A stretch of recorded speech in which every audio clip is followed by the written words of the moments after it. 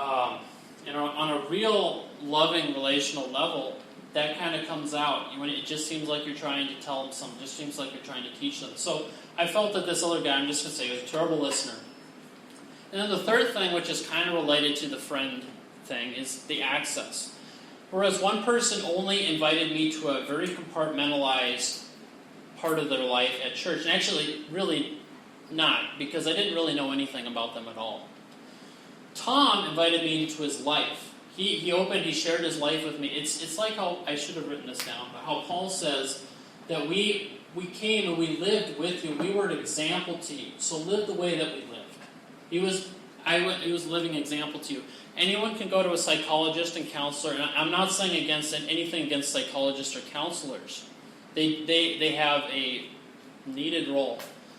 However, a disciple is upping the ante. It's one step beyond that. It's to the point where you allow people into your life. You live as an example. You don't just preach to them. You don't just talk to them. So I'm telling you, from the point of view of a disciple, this is what's going to make or break people. It's either going to draw people to you because you know that they love you, or it's going to turn people away. So I guess, can anyone guess which person I chose and which person I stopped hanging out with? And again, nothing against him. I'm just using this contrast to talk about the contrast that a lot of people feel. This is one of the reasons people feel rejected by the church. No one wants to feel like a case. People just want to be loved. And that always stuck with me. Okay? So I guess from this point, I would just, again, go to Tom's house. I had a really weird teenage life. I don't even think I was 16 yet at the time that I was hanging out with him about 3 times a week because, correct me if I'm wrong, curfew's lifted when you're 16, right? Right. Okay, and I hadn't hit curfew yet for like a year. So that's about the time when I was hanging out with Tom, and I was soaking it in. It was so needed to me. It was so refreshing to finally be able to talk to someone and be myself and feel accepted. So, as I got to know Tom, I realized that this guy knew half the town. He really did. I don't know how he knew as many people as he did, except for the fact that he would just be Jesus everywhere he went. So I went with him a lot to the grocery store or just wherever he was, going to the mailbox, whatever, and he would just pray for people as he went along. The guy was fearless. I'd never seen anything like it. And even sometimes he would push me a little bit in positions that I was way out of my comfort zone.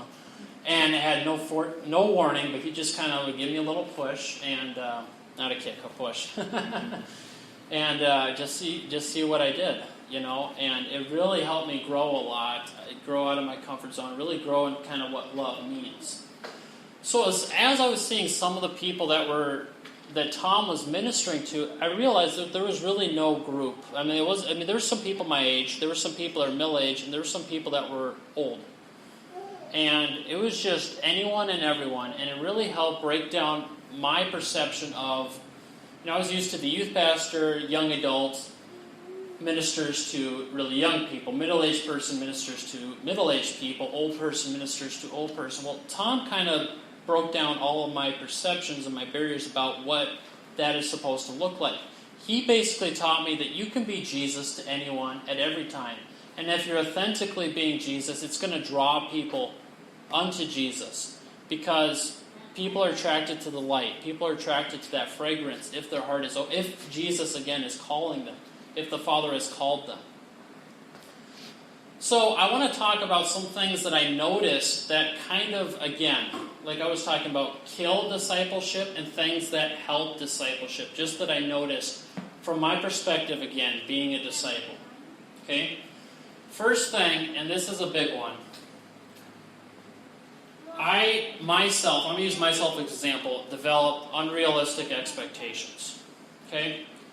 Sometimes when you're really needy, and you kind of bare your heart out with somebody else, you develop these unrealistic expectations. So my one example is, Tom told me that he was going to meet me somewhere at a certain time at his house. And again, you have to understand, I met him regularly about at least 3 times a week and just spent the whole evening at his house. Okay. So I went to meet up, and Tom wasn't there. And for some reason, I don't remember if I walked or what the deal was. I didn't have any sort of heat. The situation I was in was kind of foggy.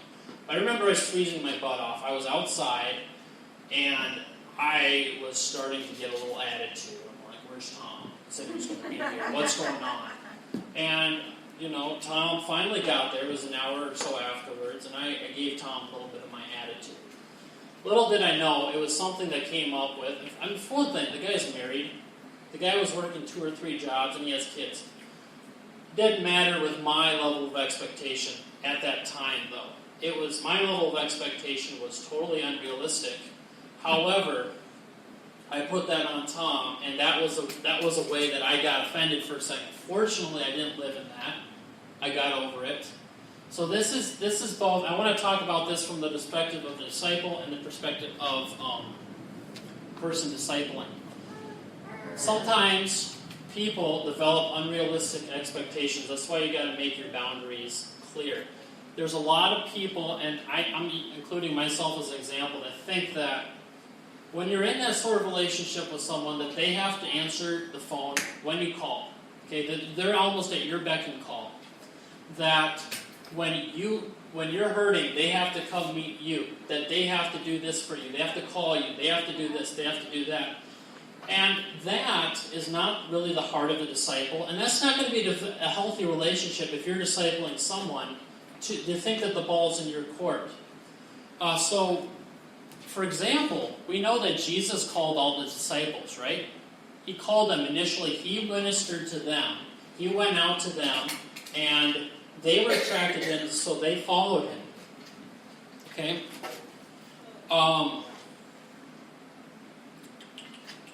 Give me a quick second here. So they followed him. However, that is not why they stuck with him. If we go to Matthew 20 through 23, I'll just kind of pull that up here.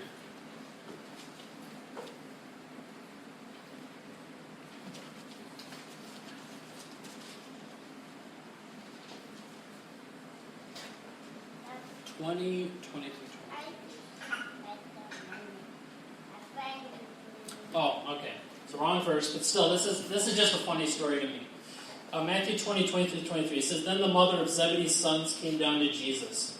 Okay, stop. The mother of Zebedee's sons. We don't even know how old these guys were. A lot of historians and scholars think that, we think some of these people were middle-aged, some of these disciples. I tend to think, especially thinking of the when John, they believe, wrote Revelations when he was 90, and the age he had to be back then, some of these people were less than 20. Who knows? We don't know for sure. But just set the scene. The teenage son of the guys who are discipling it's not even them, it's their mom. This story is just hilarious to me.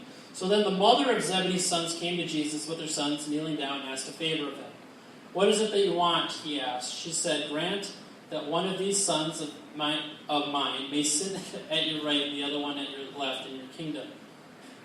Jesus says, you don't know what you're asking.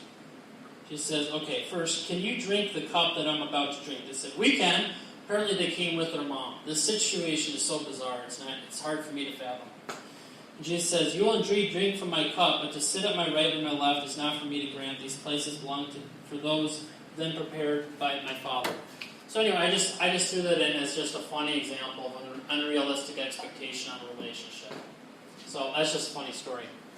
But, so that, again, the disciples, the reason that they stayed with Jesus, and I am not seeing the verse here, but we know the verse that when Jesus says, whoever eats of my flesh and drinks of my blood will have eternal life. Okay? When he made this proclamation, it was the first time anyone had heard anything like that. And it says, immediately after that, many of his disciples left. They just left. They were offended, and they left. They didn't want anything to do with Jesus. And Jesus, I believe he said to those who remained, he says, are you going to leave me too? And they said, who else will we go? Because you're the ones who have the words of eternal life.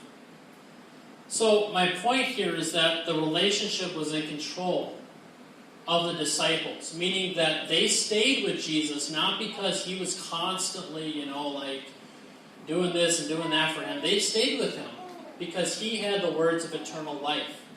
And that's what I've seen with the best examples of the people who have the most fruit discipling people, is that they have so much love, they have so much life, that who else would you go to? No one wants to be talked to, no one wants to be treated like a case, they want to be loved. And that's, I honestly believe, the motivation for the disciples there. So, the relationship, I believe, in a healthy relationship is always in control of the disciple. Meaning that, although, Tom called me a lot. He called me, asked me how I was doing. He asked me, where I was spiritually, and that the Lord put me on his mind. So he did minister to me. But I was the one who chose to go out there, and that's a really healthy relationship there. That's what it looks like. And the other thing that I believe is either going to help or hinder discipleship is when that time comes when someone might have to say something that's a bit hard. Okay?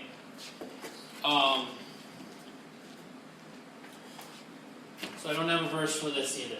But we know many times that when Jesus was talking to the disciples, he didn't always come as this loving, compassionate person that we see with a British accent in the movies. Sometimes he had some hard things to say. We know that he addressed the Spirit who was speaking in Peter, not Peter, as Satan, and he talked to the Spirit and he says that you don't have God's purposes in mind, you have your own. Now, how could he say that to Peter? Well, again, these people knew that he loved them and he had built that underlying relationship. It's not the same if you go up to someone, presume a position in their life, and then say something like that with no underlying relationship. You're just going to offend and hurt people. So, and that's the same thing from a disciple's perspective. If you're talking to someone, maybe wait until, for one thing, of course, the Lord highlights them to you and says that this is the person. But also they kind of develop a little bit of an underlying relationship with them and trust to the point to where they can say things like that, if that makes sense. So, kind of bearing all these things in mind, a healthy discipleship relationship will mature ultimately to the point to where the disciple becomes the brother, becomes the friend of the person, of the teacher. So if we kind of go to John 6.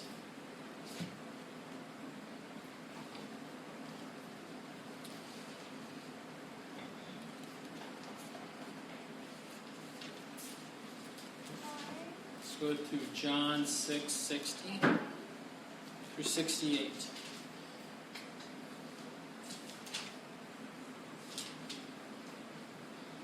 No, that's 6.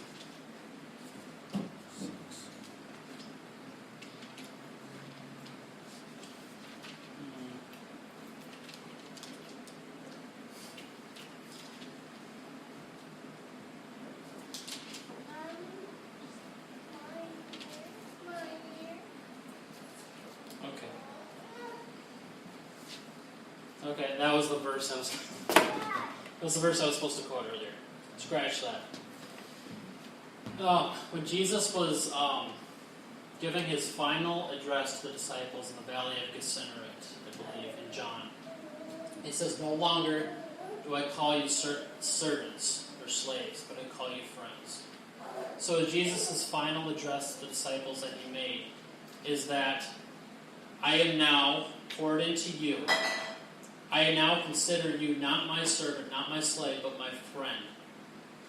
And now I am promoting you. I am giving you the ability to go out and do the things that I did. So again, in a healthy relationship, it will mature to that point to where it's not really so much a Paul-Timothy relationship. It's a Paul-Barnabas relationship where people are teaming alongside each other to do the same work of the kingdom. So ultimately, that's where it's all leading in a healthy relationship. And I remember with Tom, we actually got to that point to where I told Tom, because I felt it in my spirit, and he said he felt the same thing, that our relationship had kind of moved to that point. I told him this several years ago. And it's been a really beautiful thing ever since then. I still call him. I still ask him to pray for me. He will always have such a tender place in my heart for the work that he did in my life. But ultimately, that's